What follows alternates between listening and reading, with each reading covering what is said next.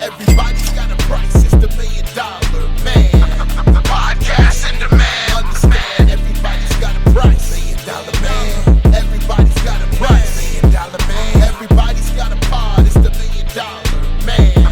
Podcast in demand. Understand, everybody's got a price. $1 million man. Everybody's got a price. What's up, everybody? It's Marcus D'Angelo, and we are back for another episode of Everybody's Got a Pod. And of course, I'm joined by the man himself, WWE Hall of Famer, master of the $1 Million Dream. It's Ted DiBiase. What's going on, man? Hey, buddy, it's you. It's all you today. No, I'm good. We're covering something really cool this week because this week, Ted, marks what would have been the 65th birthday of Dr. Death Steve Williams, your friend. Man. And man, what a shame that he was gone so young at just 49 years old back in 2009. But what a legacy he left behind, huh? Yeah. And what a good guy. He was such a, that's the thing. It's like, here's a guy that, you got to be one hell of an athlete to be on and play like first string lineman for the Oklahoma Sooners. Yep. And he was that guy. I don't think sometimes Doc realized how strong he was. That's what they always say about him. Is it like one of those guys? He was just so affable. But man, if he got pissed, Katie barred the door. Oh yeah. You don't want to piss him off. But before we talk about Doc, and we're gonna cover his career on this and just kind of get your take on a lot of it. But before we do talk about him, Ted, I did want to talk to you about some sad news that happened in wrestling. And that's that hardcore legend, ECW icon, a guy that fans really loved and connected with and viewed as a trailblazer, Mm-hmm. Sabu, passed away at just 60 years old. Man, what a shame. I just can't. I can't imagine that. I mean, I'm 71, and by the grace of God, I haven't had anything major. I had both my knees replaced. And I had the measles bad enough to be put in the hospital when I was 5. And you had that neck surgery, of course, that ended your career. Yeah. What's crazy is he just had his last match. A lot of fans are trying to point to that and say like, oh, well, he took some really nasty bumps in that match. And that was really hard on him and stuff. I don't know. From what I've heard, he was still out doing autograph signings and whatnot and seemed coherent and fine afterwards. So I don't know how much that would really have to do with it. Yeah, I obviously I couldn't tell you either, buddy. Yeah, but it's a shame. It is a shame. It's sad. I did want to ask, were you around Sabu much? Probably not. I really wasn't. He would have been the era right after me. Yes, sir. And I met him.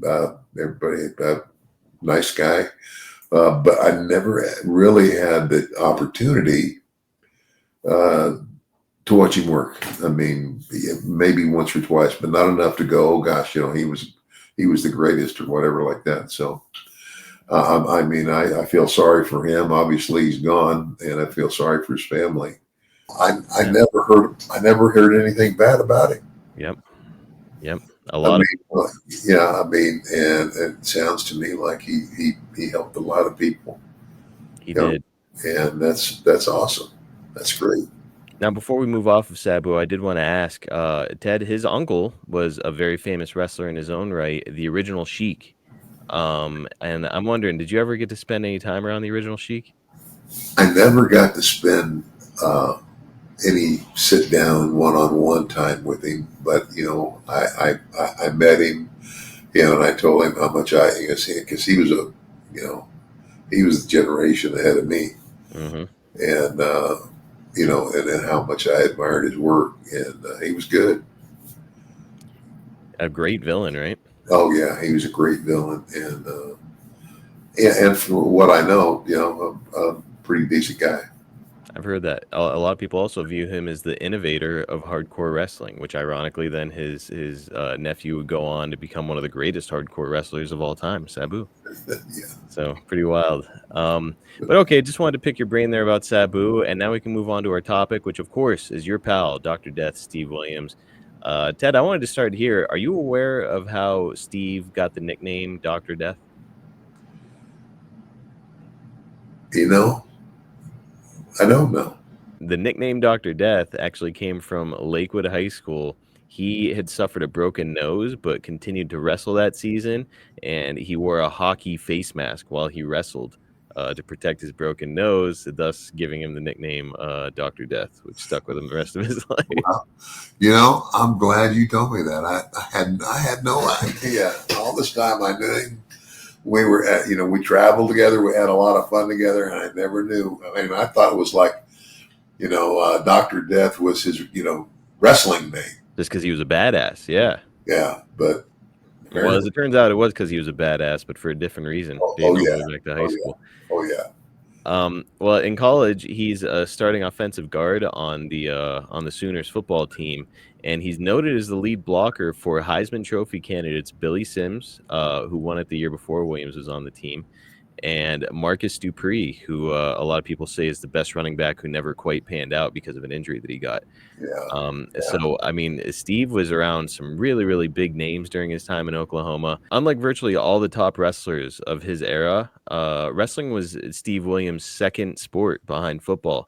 So during a period where the depth in the heavyweight division was probably as deep as it has ever been in this country's history, Williams played second in the 1982 NCAA championship, losing to Bruce Baumgartner, who would go on to become a two-time Olympic gold medalist.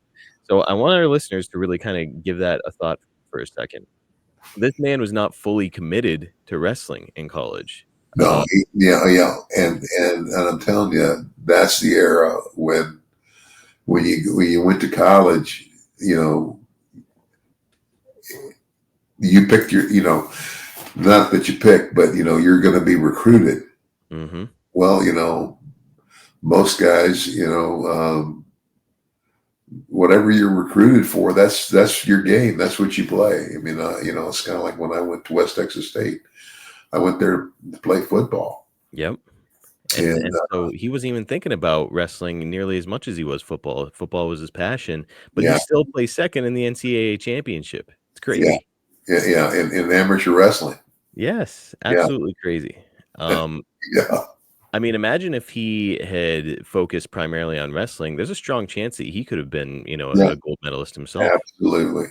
So apparently, Ted, it was through Stanley Abel, who is the wrestling coach at Oklahoma, that Steve got his start with Bill Watts. Apparently, Coach Abel made the call because he felt that Steve would fit perfectly in the world of professional wrestling. Well, Steve wanted to play in the NFL, but was apparently deemed too short at 6 foot tall and too slow, despite all the success that he had in college football. So he went undrafted. Meltzer had this to say about him breaking into wrestling. With the exception of a brief attempt to play in the short-lived USFL, Williams worked as a pro wrestler for Watts. He was always pushed, even though green and not particularly good at promos. Watts loved his toughness and credibility, and he made great improvements in the ring, particularly when he became tag team partners with Ted DiBiase. So there you go, Meltzer, putting you over a little bit. But Ted, we discussed it a little bit before. I'd love to hear more from you on this subject. What were your first impressions of this young green football player named Steve Williams coming in and working with you? Here's a guy who I mean, he played for the Oklahoma Sooners, and here's the funny thing. We were fast friends. Yeah. One of Oklahoma's biggest rivals was the University of Nebraska. And he's a Sooner, and I'm a Cornhusker, and so we used to have a lot of fun with that. But no, he was, he was almost like a little kid. I got to tell you this story. Sure. We were riding together. This is back when we made most of our trips by car and everything, and so we come up on this car, and it's not letting us pass. Okay. Hmm. So because we got oncoming traffic, but whenever we get a chance, and they wouldn't let us pass. And so Steve was getting really hot. And so he says, okay, strap it on, get ready for this. And so he started this way, like he was going to pass the car. And then when the car went out there, he went over onto the shoulder and passed the car that way, got in front of it, and he goes, get ready. And he slammed on the brakes. And we come to this abrupt halt, and the other cars stopped, right behind us. And we jumped. Can you imagine these two big guys jumped out of the car? And because they've been screwing with you, and you could just see the look of oh my god, you could see him locking the doors, right? Yep. And so Steve cut a promo on him, and then this he took his hand, and it was kind of like a hammer right over the top of his head, and he made a dent in the hood of that car that would hold water. and so it's so funny. So we go back and we get in the car and we start to take over. And just like a little kid, he looks over at me and he goes, What a character. Oh, he was great though. He was such a good guy and What a a character. hell of an athlete. I miss him. Now, when you became buddies with him, obviously it's you meet him, you said that the two of you were fast friends, but at the same time, you are kind of being tasked by Bill Watts with him saying like, "Hey Ted, welcome back to the territory. You just returned to Mid-South. But here's this guy, he's green as goose shit, and I want you to bring him along." Was there any frustration on your part where you're like, "Damn, I gotta help train this green guy now?" No, I was happy to. Now, if he'd have been an asshole, Mm-hmm. then that's a different story. But he wasn't. He was a great guy. I would say, it's Steve caught on real quick.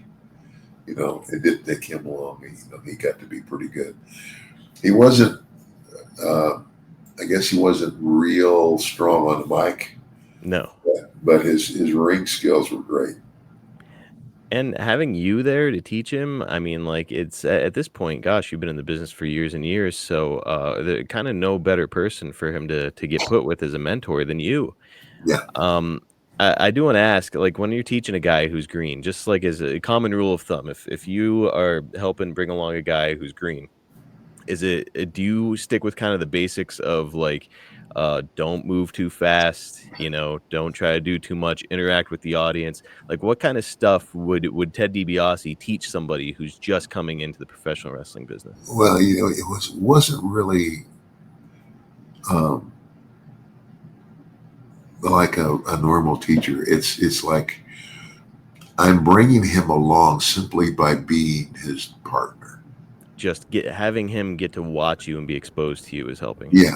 And and as we did that, and he picked it up, and he kind of, I don't know, I wouldn't say he copied me.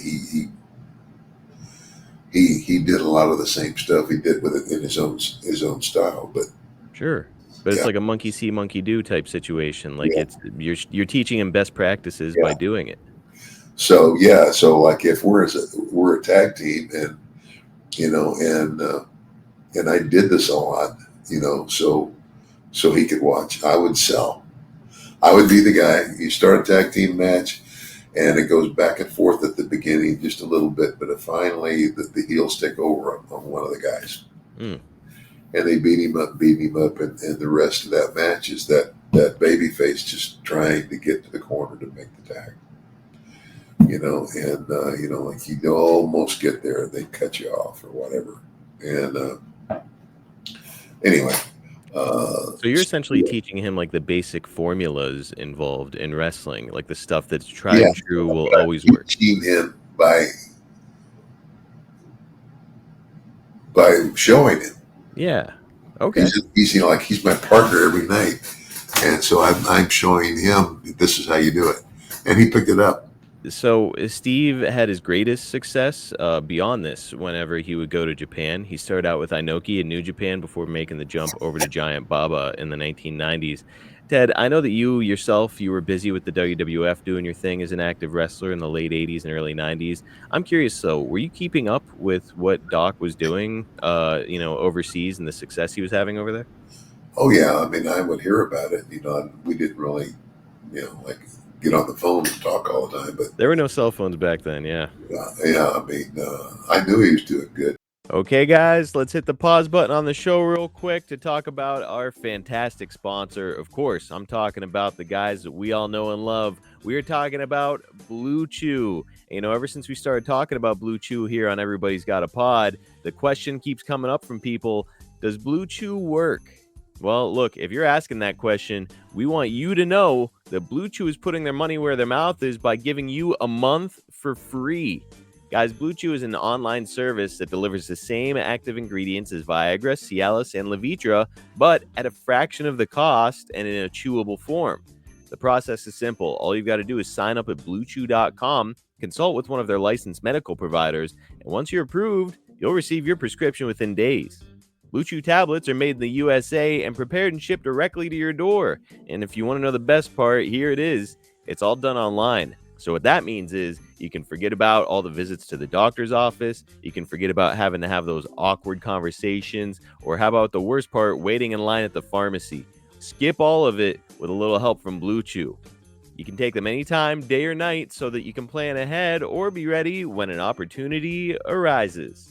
And what do you stand to lose? You can try it for free for a month, and we think that you're going to love it and your partner's going to love it. You could be missing out on the best sex of your life without even knowing it just because you haven't given this a shot. It's a free service. Why not just try it? And if you don't like it, okay, forget it. You don't have to try it ever again. We always say that first impressions are important, but how about lasting impressions? Build up your confidence with Blue Chew, and they're giving you confidence where it counts the very most. Guys, Blue Chew wants men rock hard. That's what they tell me. That's their mission. They will not stop until every man is bricked up like a brick house, till every tent is pitched, till every rod is raised. Discover your options right now at BlueChew.com. And guys, we've got a special deal for you, our listeners. Again, you can try Blue Chew free. All you've got to do is use our promo code EGAP at checkout and then just pay $5 shipping. That's it. Just go to BlueChew.com, use our promo code EGAP to receive your first month free. Visit BlueChew.com for more details and important safety information. And we want to thank Blue Chew for sponsoring Everybody's Got a Pod. In the mid-90s, Doc had apparently battled some issues with heavy drug use, and he claimed that Baba got him off the heavy stuff and that he loved Baba like a father. Ted, did you know that Doc was struggling with drug abuse at all? Did you ever see signs of that in Mid-South? No. Well, okay.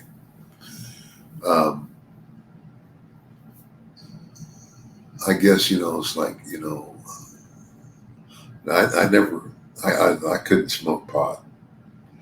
Pot to me is like,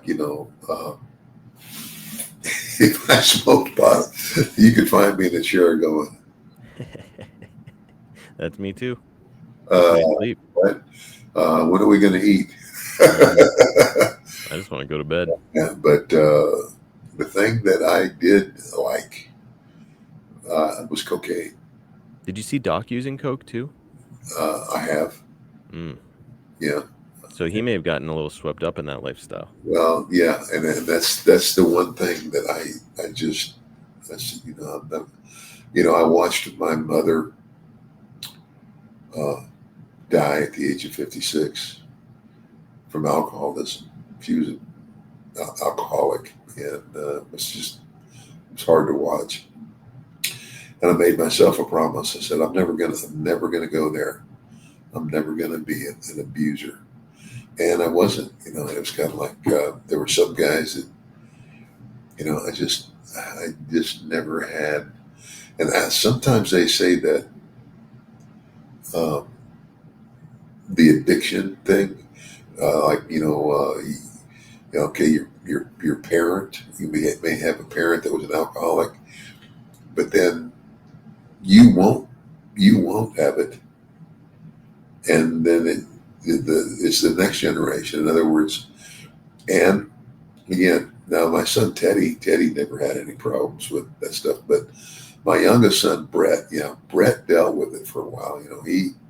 But he's clean and sober now for a long time. But I just if there was something I could have gotten addicted to, because what's cocaine do? It keeps you like this, wide-eyed and bushy-tailed. And I was, we're traveling all those trips, driving to a town for 3 hours, wrestling, and then driving 4 more hours to get to the next place you're going. You getting into a town at 2:00 in the morning, brother. That's not easy to do every day. I know, me personally, it's kind of a part of professional wrestling culture nowadays that a lot of the guys, most of the guys aren't really using drugs, but a lot of the guys use energy drinks all the time, drink like a few of them per day. And I know that I like the feeling. Whenever I drink an energy drink, I like how I feel up and very, very alert. I Yeah, can only imagine Coke. I've never tried it. I can yeah, only imagine the effect it would have on me and other wrestlers, where it's like, well, just take a bump and then you're going to be ready to go. Man, it would be hard. It would be tough to shake that, and apparently Doc really struggled with it. yeah, yeah. He did. Well, after Japan, Doc came to the biggest stage in wrestling, but things didn't quite go like anyone would have hoped. Meltzer had this to say. He was past his prime when Jim Ross talked him into leaving All Japan for the WWF with the idea of grooming him for a program with Steve Austin, who had caught fire as a babyface world champion in 1998. That fell apart when Williams tore his hamstring and continued to fight in a shoot brawl for all match, a tournament Williams was expected to win against Bart Gunn, and he was knocked out in one of the most famous moments in the history of the Raw television show. So, Ted, you and I discussed the Brawl for All thing before. That was a shoot boxing tournament that the WWF put on, where the guys were putting on gloves and they were really fighting. Steve Williams was expected to win the whole damn thing just because he was such a badass, tore his hamstring, continued to compete, and wound up getting knocked out by Bart Gunn during this tournament. Yeah, So everybody was like completely shocked by it. Ted, I think I asked you before, but I'll ask you again. Shoot fighting in wrestling with boxing gloves on, bad business in your opinion? horrible. Yeah. Yeah, I don't know whose idea that ever was, but it's a bad one. That would be Vince Russo. Yeah, well, I don't have much respect for that asshole either. And I don't know, maybe I'm being too harsh, but Ted, do you feel that if circumstances had been different in the WWF, the Attitude Era, if you treat Steve Williams in 1998 the way that Brock Lesnar had been treated in 2002, 2003, whenever he came into the company, could have been a whole different story for his career? Because if you think about it, very similar human beings, a couple legit shooter badasses, both yeah, of them, college standouts in yeah, their sports. And if you put a mouthpiece with Steve, like Brock Lesnar got Paul Heyman, I mean, gosh, yeah. now that I'm thinking of it, he really could have had a really high ceiling in the WWF. Well, again, and in Mid South, the reason that Doc and I we gel so well together, and did that. I mean, and obviously, Bill, sounds like I'm tooting my own horn, but Bill put him with me, because I could help him. If I could go back and fantasy book his run in the Attitude Era, I would get you to be released from your WCW contract. You come back and be his manager and his mouthpiece in the WWF. Make him a Brock Lesnar type character. I don't know, man. It does feel like a missed opportunity by the WWF. Oh well. If only. If only. He's going to come back to WCW for a cup of coffee in 1999 during the Vince Russo era, but would eventually return to All Japan and various other promotions before getting his first throat cancer diagnosis. Yeah. Steve would beat it and return to wrestling in 2005 and would even help out WWE by working in their developmental territory for a while. Unfortunately, though, Steve's throat cancer would return and he passed away in December 2009. Ted, do you remember any of your last interactions with Steve?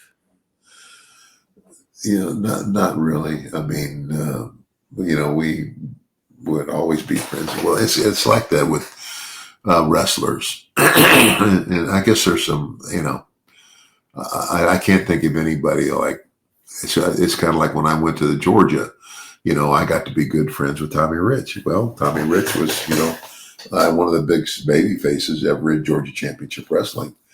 And we got along great. But when I left Georgia Championship Wrestling and went back to work for Bill Watts, I wasn't on the phone calling Tommy every day. You know what I'm saying? Right. It's kind of like it was kind of like this. It's like an old friend. It's kind of like you'd leave and you'd be gone. You don't see each other, and then when you see each other again, you just pick up where you left off. Yes, sir.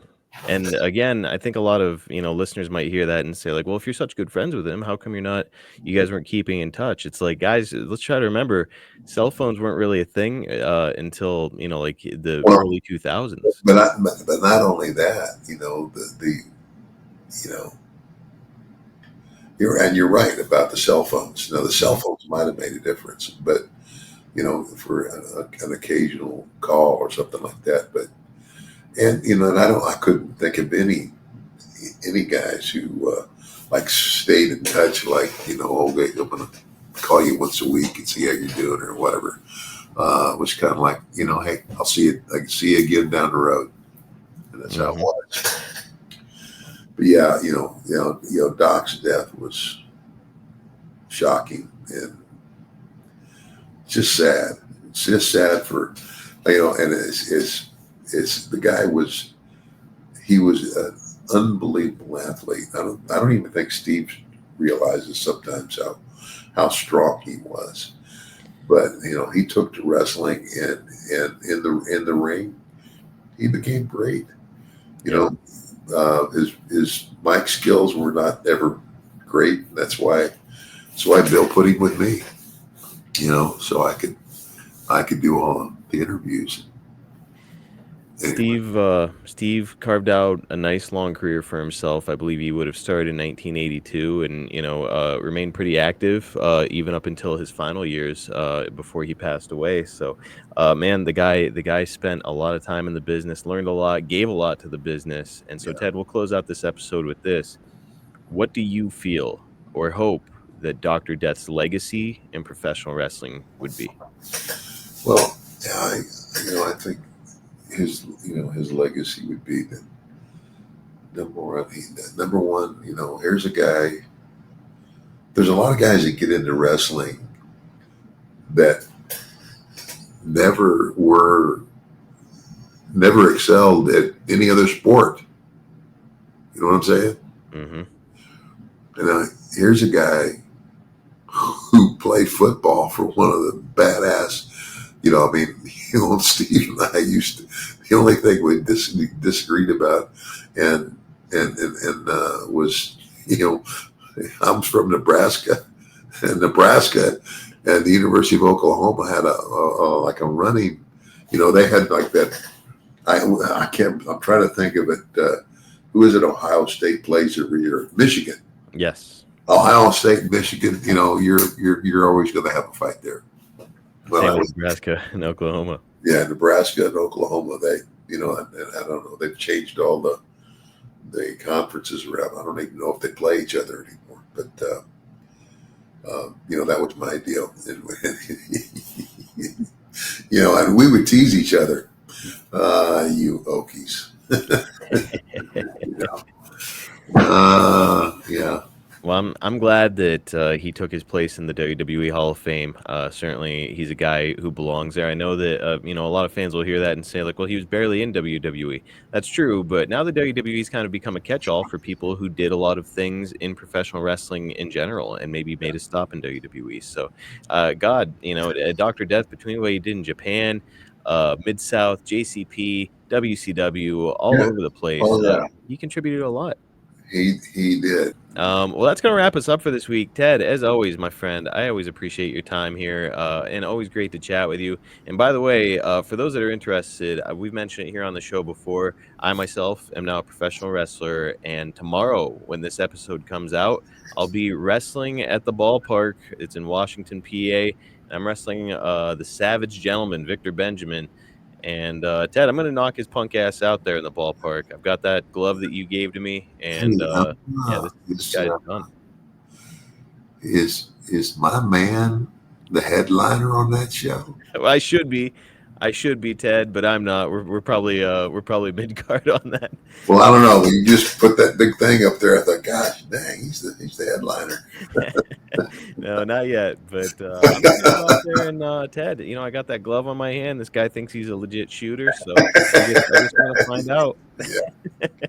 Everybody would always say, "What'd you load the glove with? What'd you load the glove with?" And I would never. And finally, I said, have you ever seen? You go to a motel or a hotel. We were in so many hotels, and in the bathroom, there's always those little bitty bars of soap, right? Yep. And that's what I do. I would tape a, I would tape the, and it was a perfect fit, little like that. I would tape that little bar of soap. A lot of guys been knocked out with a bar of soap. Well, I'll tell you what, the trade secrets. One day, Ted, I will reveal what I use to load the glove. But while we're on the subject, I do have to ask you, Ted, when you would have that bar of soap, and you would keep it on your person, where are you tucking that thing during the match to keep it tucked away? Well, I'd stick it in my tights, or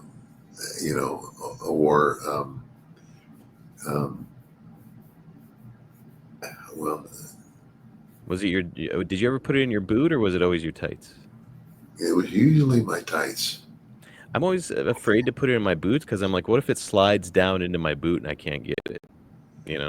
Yeah, I always put it in my tights, I think, and of course, I'm trying to think.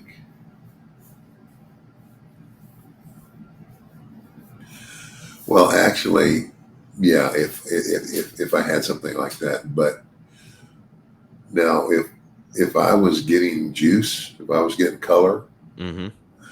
I would take the old double-edged Gillette blades. Yep. I don't know if you can even buy those anymore. You can. I would cut the blade in half, and I would cut it in quarters, and then I would tape the razor blade in a way where there's just enough to go in. A tiny little sliver.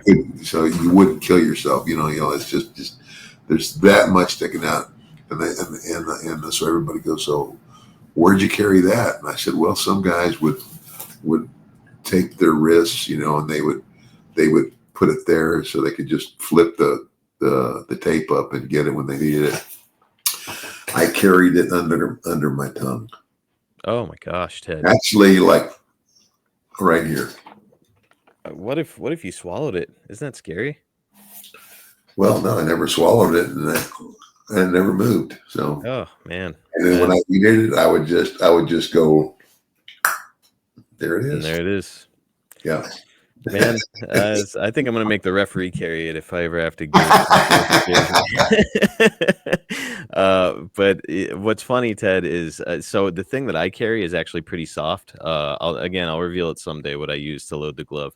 And I did that on purpose because I got this thing stuffed down the front of my trunks, and I do an awful lot of moving around in the ring. I don't need something hard pushing up against me down there.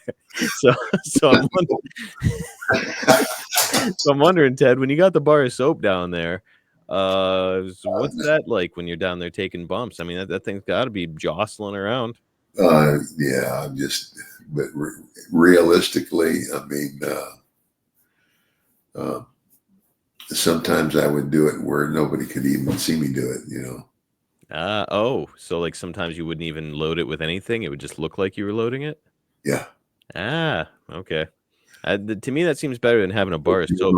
Get over in the corner or something with the referees with the other guy and reach into my tights and go like this. Yep. Just mimic the movement. He loaded his glove. Man, the tricks of the trade. We'll be revealing more of them here next week on the show. But yeah, man, wish me luck. I'm gonna knock this dude out at the ballpark here on All Saturday. right, buddy. I'm looking forward to hearing the results. All you fans out there, see you next week, same time, same place. Maybe not the same time. On this one, Podcast comes out at the same time. We just recorded a different time. Just thank you so much for being fans, but always remember this: everybody's got a price for the $1 Million Man. See you guys next time right here on Everybody's Got a Pod. $1 Million dream, tell them all good night.